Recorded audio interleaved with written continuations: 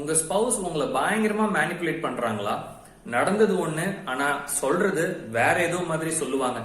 எல்லா மிஸ்டேக்ஸுக்கும் நீங்க தான் ஃபால்ட் அப்படின்னு சொல்லுவாங்க.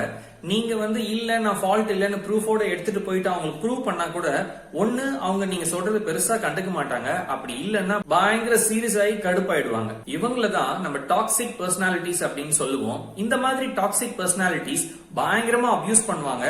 ஆனா அவங்க அபியூஸ் பண்றத ஃபோக்கஸ் பண்ண மாட்டாங்க. அவங்க அபியூஸ் பண்றதுக்கு நீங்க எப்படி ரியாக்ட் பண்றீங்களோ அதை தான் அவங்க ஃபோக்கஸ் பண்ணுவாங்க.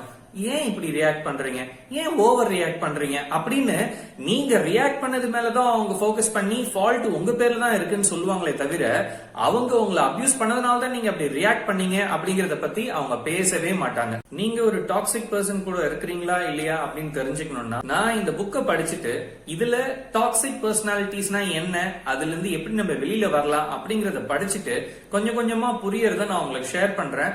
இதனால நீங்க பெனிஃபிட் அடைவீங்க அப்படின்னு நான் நம்புறேன்.